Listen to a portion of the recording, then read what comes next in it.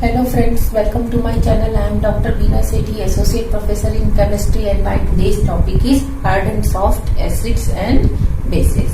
इसमें मैंने पहले 5-6 वीडियोस अपलोड किए हैं जिसमें मैंने different theories of acids and bases like Arrhenius theory, Lewis acid base theory, Cady Elsey theory और लक्स फ्लड थ्योरी, इस तरह से कई थ्योरी डिस्कस की हैं। और उसके बाद मैंने डिस्कस किया relative strength of acids and bases. In this video, I am going to discuss factors affecting relative strength of acids and bases. आज हम उन सारे फैक्टर्स को देखने वाले हैं जो एसिड्स और बेसेस की रिलेटिव स्ट्रेंथ को अफेक्ट करते हैं।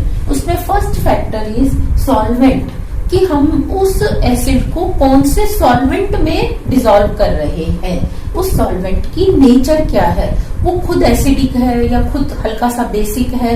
इस बात पे भी जो डिसॉल्व किया जा रहा है सॉल्यूट एसिड, उसकी एसिडिटी और बेसिसिटी डिपेंड करती है। Second one is effect of polarity और डाइलेक्ट्रिक कांस्टेंट, कि वो जो सॉल्वेंट है उसका डाइलेक्ट्रिक कांस्टेंट क्या है, इसके ऊपर भी डिपेंड करती है। Third one is effect of substituents on acid और बेस, कोई एसिड है इसके ऊपर आपने कोई सब्स्टिट्यूएंट ऐड कर दिया, अब वो इलेक्ट्रॉन विड्रॉइंग भी हो सकता है, वो इलेक्ट्रॉन रिलीजिंग ग्रुप भी हो सकता है, तो इसके ऊपर और कौन सा ग्रुप ऐड किया हुआ है इसके ऊपर भी डिपेंड करती है strength. Next is solvation effect, कि वो जो सॉल्वेंट है वो उसका कितना ज्यादा सॉल्वेशन कर सकता है या कम कर सकता है, इसके ऊपर डिपेंड करता है। Next types of bonding in substituents, कि जो सब्स्टिट्यूएंट्स हैं उनमें आपस में कौन सी बॉन्डिंग है, क्या वो पीछे से बैक बॉन्डिंग बना के अटैच्ड है या वो ओपन है, ओपन चेन है, इसके ऊपर भी डिपेंड करती है। Next one is effect of electron negativity, यानी कि जब हम हाइड्राइड्स की पढ़ेंगे तो सेंट्रल एटम की इलेक्ट्रॉन नेगेटिविटी क्या है, इसके ऊपर भी। अगर रेस्ट सारे जो फैक्टर्स हैं वो कांस्टेंट हैं तो effect of electron negativity of central atom, इसके ऊपर भी डिपेंड करता है। And last one is the oxidation state of central atom, अगर सारे और ऊपर के फैक्टर कांस्टेंट हैं तो हम ना सिर्फ इलेक्ट्रॉन नेगेटिविटी, और अगर वो भी बराबर है तो हम देखते हैं कि ऑक्सीडेशन स्टेट क्या है उसकी। इन सारे फैक्टर्स को हम 1 by 1 डिस्कस करेंगे। तो सबसे पहले हम डिस्कस करने जा रहे हैं सॉल्वेंट इफेक्ट, यानी कि nature of solvent. As you all know कि जो वाटर है, वाटर का डिसोसिएशन इस तरीके से होता है H3O प्लस OH माइनस। जब आप इसमें कोई एसिड डालते हैं, जैसे आपने CH3COOH डाला, तो वो क्या होता है CH3COO माइनस और H3O प्लस देता है, यानी कि वाटर का जो कैरेक्टरिस्टिक कैटायन है वो देता है। अब देखो होता क्या है कि जब आप एसिडिक एसिड को वाटर में डालते हो तो वाटर खुद भी क्या कर सकता है, H3O प्लस बना सकता है अपना H आयन देके, और एसिडिक एसिड भी दे सकता है। तो इन दोनों में ही कंपटीशन होता है। ये कहता है मैं H प्लस दूंगा वाटर को, एसिडिक एसिड कहता है मैं H प्लस दूंगा। तो हम क्या देखते हैं, क्योंकि इन दोनों के अंदर ये स्ट्रॉन्ग तो है लेकिन ज्यादा स्ट्रॉन्ग नहीं है, तो ये क्या करता है, थोड़े से ही H आयन दे पाता है, रेस्ट जो है इसका अनडिसोसिएटेड ही रहता है। लेकिन मैंने लिया HCl, HNO3 and H2SO4, HClO4, any strong acid, तो उसको अगर मैं वाटर में ऐड करती हूँ तो व्हाट आई सी कि ये बन जाता है हाइड्रोनियम आयन और क्लोराइड, और हाइड्रोनियम आयन और नाइट्रेट, और हाइड्रोनियम आयन और बाइसल्फेट। अब देखो यहाँ आपने क्या किया है, इसको वाटर में ऐड किया है। अब इसके साथ वाटर है, ये कहता है मैं H प्लस दूंगा, ये कहता है मैं H प्लस दूंगा। तो हम क्या देखते हैं कि ये तीनों ही एसिड ज्यादा स्ट्रॉन्ग है कंपैरिजन टू वाटर। तो ये तीनों 100% क्या करते हैं, वाटर को H आयन दे देते हैं और वाटर ले लेता है, एक्सेप्ट कर लेता है। तो तो यहाँ पे वाटर की जितनी भी थी अपनी एक स्ट्रेंथ थी, एसिडिक या बेसिक। अब उस एसिडिक जितनी भी उसकी एसिडिक स्ट्रेंथ थी उसके सामने इन एसिड्स की स्ट्रेंथ बहुत बहुत ज्यादा थी, तो दे गेट 100% आयोनाइज्ड। अब अगर आपसे कोई कहे कि इनमें आप रेटिंग करो, कौन ज्यादा स्ट्रॉन्ग है, कौन कम स्ट्रॉन्ग है, you can't do. Why? Because ये भी 100% डिसोसिएट हो रहा है, ये भी 100% हो रहा है, तो आप कैसे नापोगे कि कौन ज्यादा स्ट्रॉन्ग है और कौन कम स्ट्रॉन्ग है। तो यहाँ पे हम क्या देखते हैं कि वाटर जो सॉल्वेंट है, it acts like a levelling solvent, levelling solvent, कि यहाँ पे वाटर जिसमें ये स्ट्रॉन्ग एसिड 100% क्या हो जाते हैं, डिसोसिएट हो जाते हैं, तो वहां पे हम इस सॉल्वेंट को क्या कहते हैं, लेवलिंग, यानी कि ये इनको एक लेवल में कर देता है, इसके सामने ना कोई स्ट्रॉन्ग है ना कोई वीक है। लेकिन आपने अभी अभी देखा था कि एसिटिक एसिड वाटर से थोड़ा सा स्ट्रॉन्ग एसिड है, थोड़ा सा, लेकिन इनसे कम है। तो अब ये सपोज करो अगर इसकी पोटेंसी 10 थी और इसकी पोटेंसी थी 40 और इसकी पोटेंसी थी 100, तो आपने क्या किया था, पहले इस 100 वाले को 10 वाले से कंपीट कराया था, तो नेचुरली ये विनर था, और इसने क्या किया, 100% डिसोसिएट होके ये दे दिया। लेकिन अब आप इन तीनों एसिड्स को HNO3 H2SO4, इन तीनों ही एसिड्स को आप एसिटिक एसिड में डिसॉल्व करो। Now you are changing your solvent, instead of water you are using acetic acid.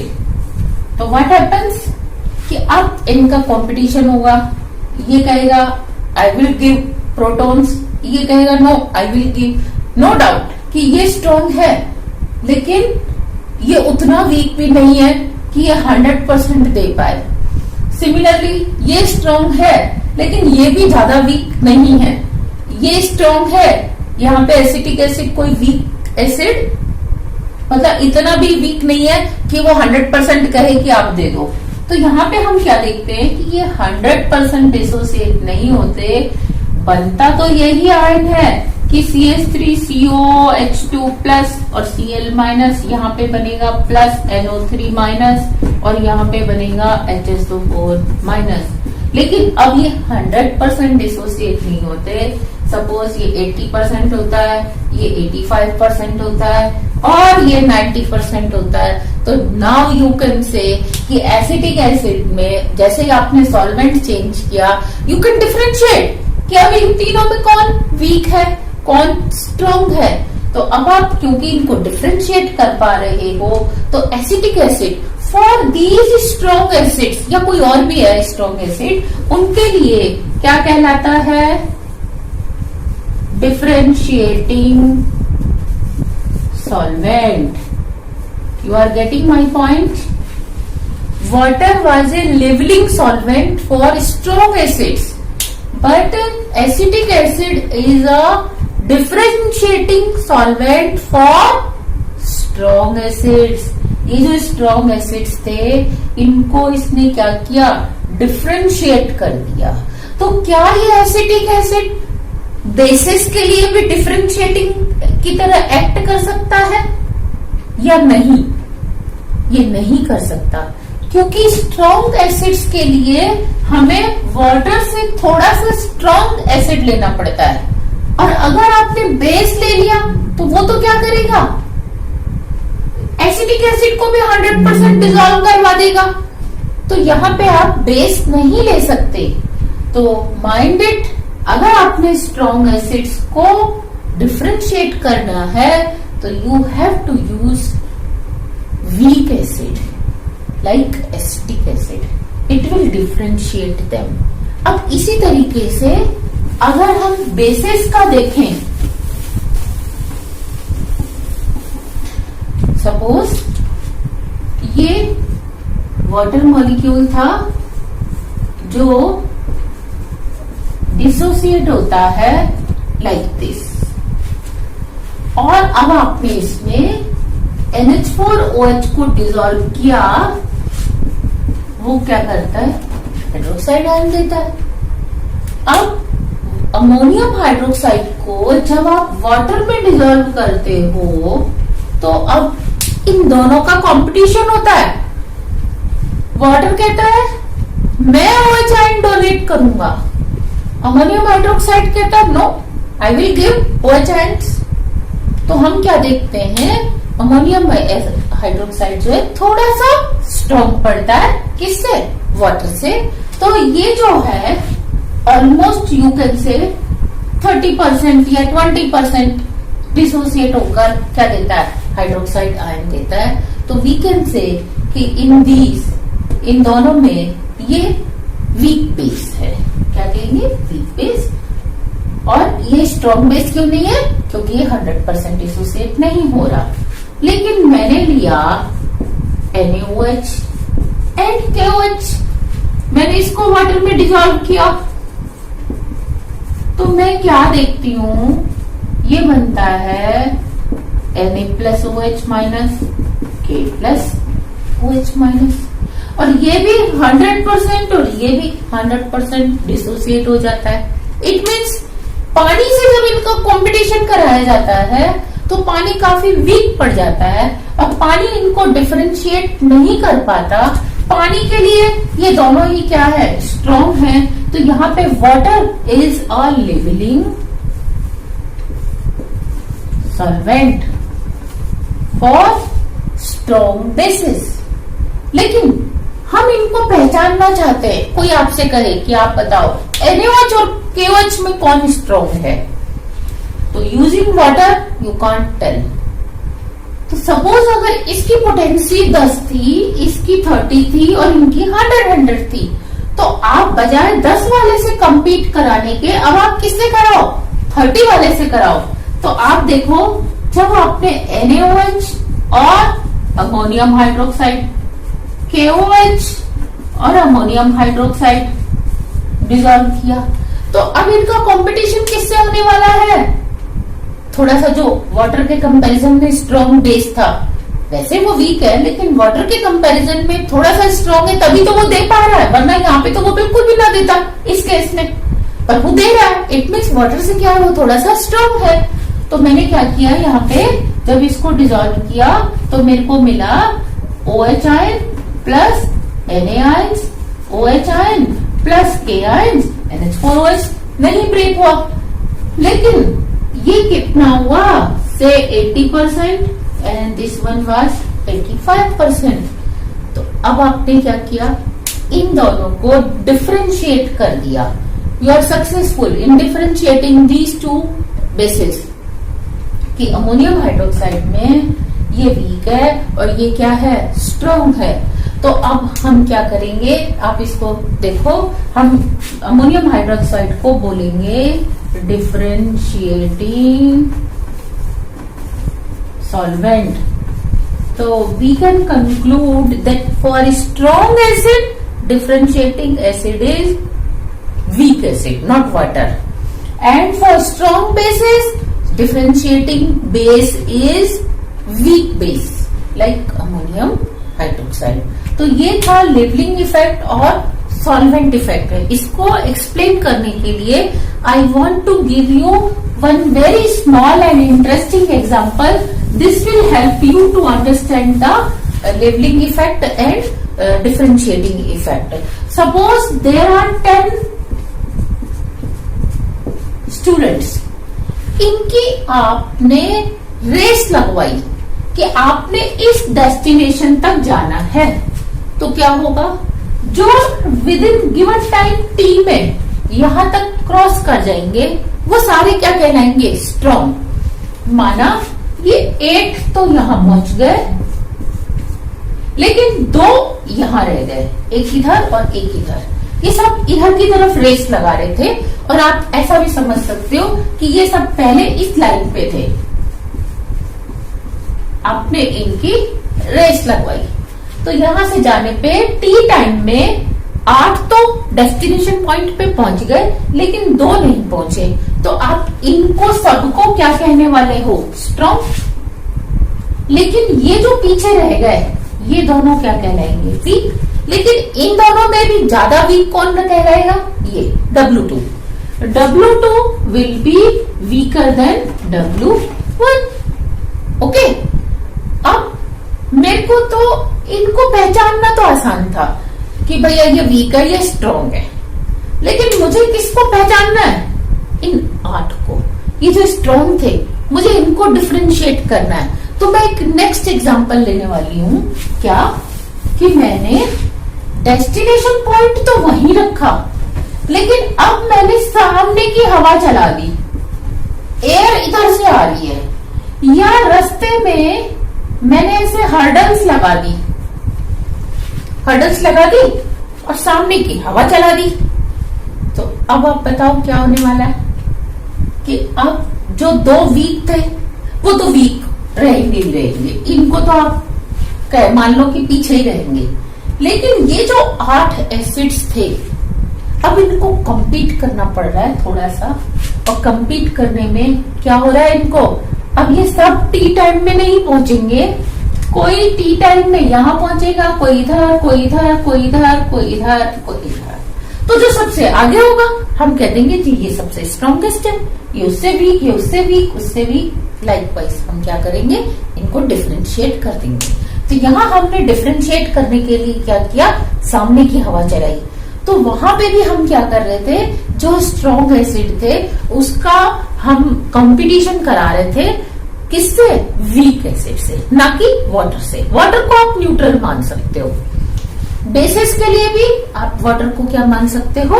Neutral. तो बेसिस को करने के लिए हमने क्या किया था? वीक बेस से कंपेयर, कि उसका कुछ अपनी पोटेंसी तो थी, वो खुद कुछ तो कम्पीट कर पा रहा था, यानी कि सामने से अगेंस्ट उनके सामने चलने की कोशिश तो कर पा रहा था।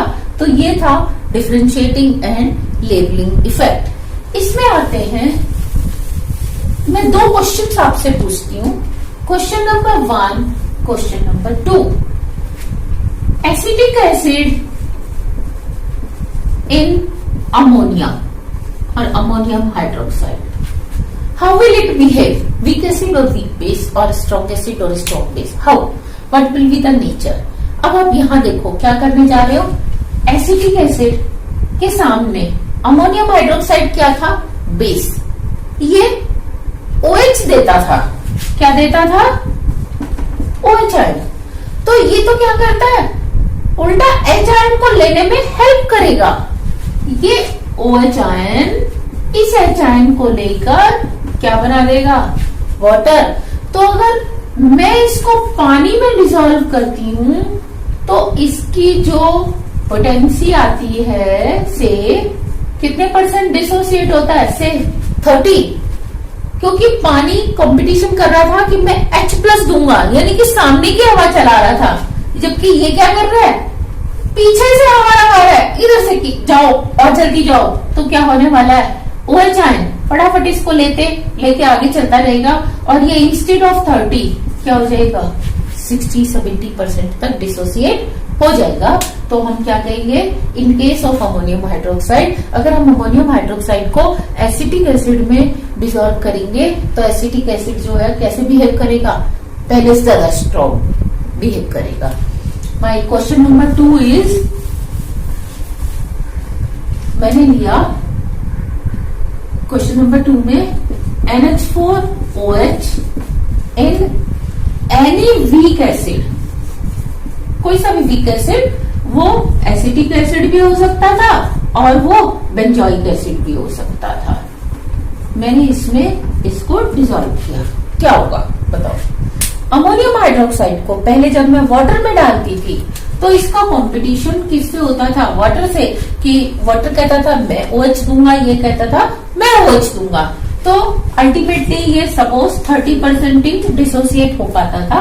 लेकिन अब क्योंकि वीक एसिड का काम क्या है? H+ देना, तो वो H+ क्या करेगा? इस OH से रिएक्शन करके क्या बना देगा? वाटर। तो इट विल फैसिलिटेट कि जल्दी से जल्दी और OH आयन आगे जाए और ये राइट साइड पे इक्विलिब्रियम शिफ्ट करेगा। तो जो अमोनियम हाइड्रोक्साइड है इट विल नियर अबाउट 60%, यानी कि पहले से डबल। ये डिपेंड करता है कि ये कितना ज्यादा स्ट्रॉन्ग है, जितना स्ट्रॉन्ग होगा ये और ज्यादा इसको डिसोसिएट करता जाएगा। तो इस तरीके से हमने देखा कि इस दुनिया में कोई भी सब्सटेंस ना तो एसिड है ना बेस है, neither acid nor base. Depend करता है साथ वाला कौन है। अगर साथ वाला छोटा है तो ये बड़ा है, और साथ वाला बड़ा है तो ये क्या है, छोटा। इस तरीके से हर सब्सटेंस क्या कर सकता है, प्रोटॉन एक्सेप्ट भी कर सकता है और प्रोटॉन दे भी सकता है, OH आयन दे भी सकता है, OH आयन एक्सेप्ट भी कर सकता है। तो आप जब किसी सब्सटेंस को किसी सॉल्वेंट में डालते हो तो सॉल्वेंट का अपना नेचर होता है कि वो देना चाहता है या लेना चाहता है। तो सॉल्वेंट चेंज करने से अगर सॉल्वेंट की टेंडेंसी ज्यादा है तो सॉल्वेंट की चलेगी, और अगर सॉल्वेंट वीक है, सॉल्यूट की ज्यादा है, तो किसकी चलती है, सॉल्यूट की चलती है। तो अभी जो हम जनरल ट्रेंड पढ़ते हैं एसिड्स का बेसिस का, वो हम किस में पढ़ते हैं, वाटर में पढ़ते हैं। लेकिन ये ट्रेंड कोई फिक्स नहीं है, जैसे ही आप सॉल्वेंट चेंज कर दोगे इट विल ऑल्सो गेट